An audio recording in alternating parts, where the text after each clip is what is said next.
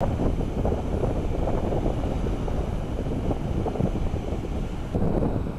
guys, a little bit of a change of scenery. I'm on a desert island just off the coast of sunny central Queensland. So it's a desert island at the southernmost point of the tropics. So this is not my natural environment. I prefer basically anywhere with water. No, this island is just dry. I found a dried up riverbed, an artificial dam, and one oasis on the whole island.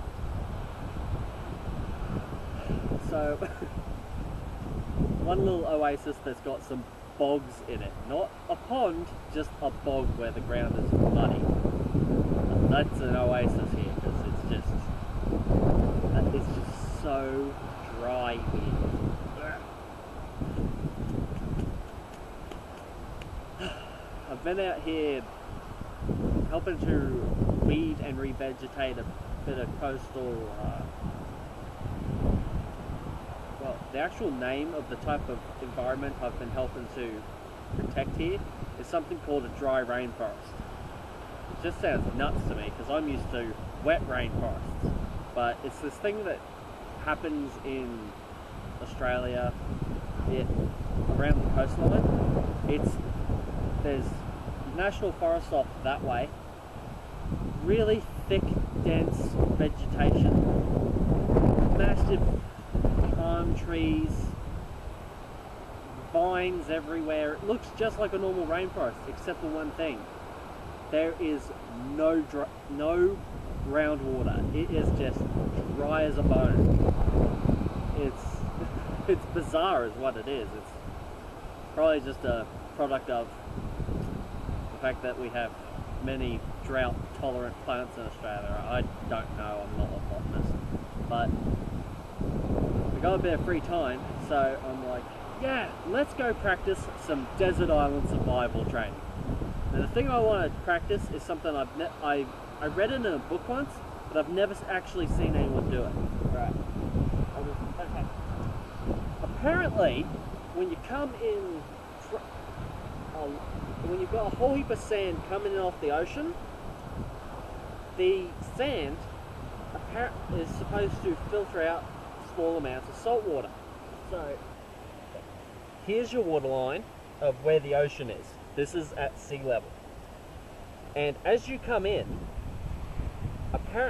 the sand removes a bit of salt water. So this is so the ocean's out here. Here's the coastline, and as you come inland, the salt water drops below a thin layer of fresh water. So I can't remember the exact distance, but something like 100 meters, or I don't know, thereabouts. I'll have to check the book before I post this up anyway.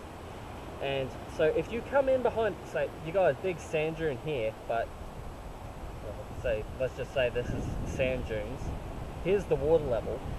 If you got a big sand dune here, a good distance in from the shore, and it's all sand, you should be able to dig down just behind the sand dunes, where it's closest to, well, anywhere, but you'd want to do it where it's already closest to the water level, just to save you a whole heap of digging.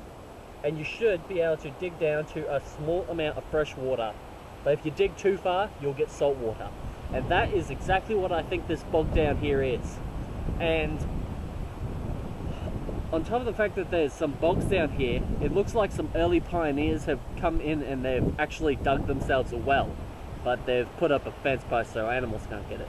Now, if I was to just drink water out of that might actually prove that this whole thing about salt water dropping below a layer of fresh water, it could prove it's right, but then again, there could also be a heap of rock underneath this sand, although I really do doubt it. But it's not necessarily gonna prove it definitively, but I just want to do it because I guess you could say I'm a survival crafter, not a bushcrafter. So I'm gonna have a go at digging down right over there try and get to some water and see if it's fresh. So should be fun. Look at that. We have water. It's maybe 2.5, 3 feet down. And without a shovel, this could be quite a bit of work. But if you were stranded on a desert island and you could do this, it would definitely be worth the payoff. Ideally, you would probably want a shovel, which is what I use just to make it easier, because I'm not out here simulating being lost. I'm just out here to try and verify a theory I read. But look at that, fresh water. It'd be a massive pain trying to dig down to get to it if all you had was a digging stick or even your knife, although all this sand would probably not be best friends with the edge. But yeah, be a lot of work, but it being a desert island, having a good supply of fresh water, I reckon it would be well worth the investment of a couple of hours and a lot of work, because yeah, water, very important. I'm gonna scoop some of this out with my mess kit.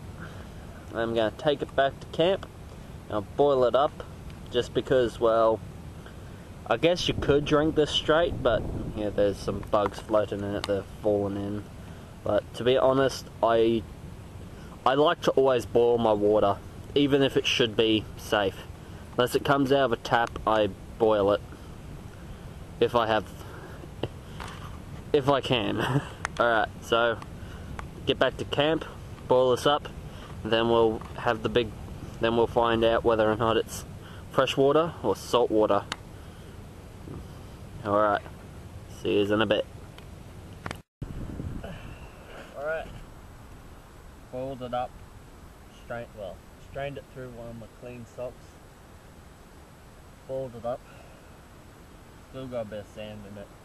Probably should have let it settle before I started taking water out of that hole, but oh well. It's a big test.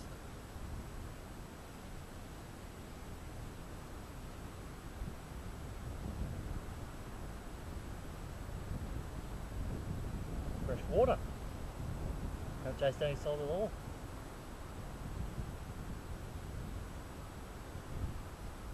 If there would have been Jack Daniels in it, but there's fresh water.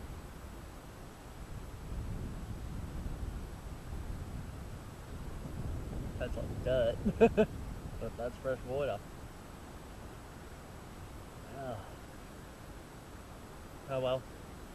Hope this has been at least interesting. Hopefully you'll never have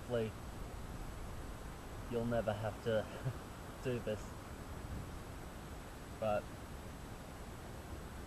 oh well, if we run out of water on this trip, because we have to pack a lot of water, we had to pack a lot of water in, and we're now just using a rainwater tank to boil that. So if all our water runs dry, oh well, got a backup plan.